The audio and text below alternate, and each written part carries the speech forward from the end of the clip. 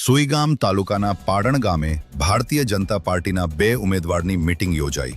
આ મીટિંગ કાર્યક્રમમાં ભાજપના 2 ઉમેદવારને પાડણ ગામમાં જાહેર સમર્થન મળતા જીત તરફનો ભરોસો વધુ મજબૂત થયો અને લોકો મોટી સંખ્યામાં ઉમટી પડ્યા હતા અને જાહેર સમર્થન આપતા હવે બંને ઉમેદવારોના ચહેરા પર ખુશી જોવા મળી હતી અને હવે જીત તરફનો રસ્તો ખુલ્લો થયો છે।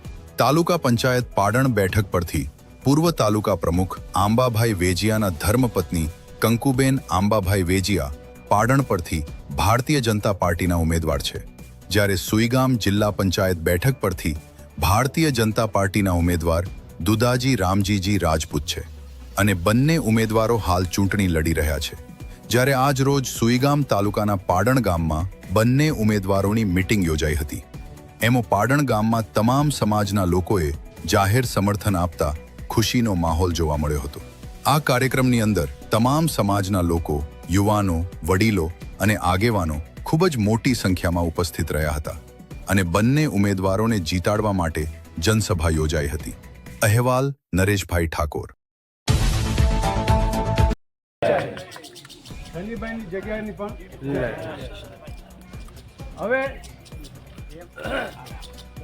આજની સભામાં બહારથી વધારેલા મહેમાનો,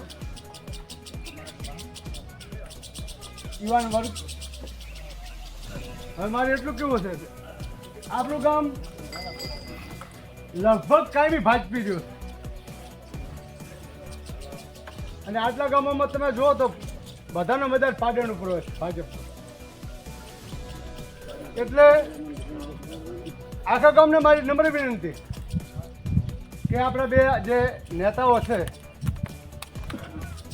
એઓને વિજય બનાવી અને આપણે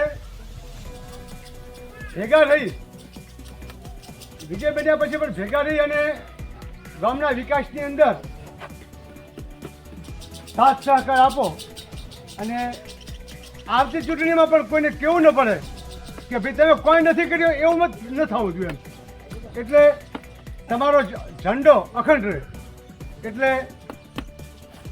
એટલો લમણો રાખજો કે કોઈ પણ ગામના પ્રશ્નો હોય તો પાછા દુર્લક્ષનો નથી બધા, તો કાયમી તમારો નામના કાયમી ટકી રહેશે। બસ અસ્તુ, જય હિન્દ।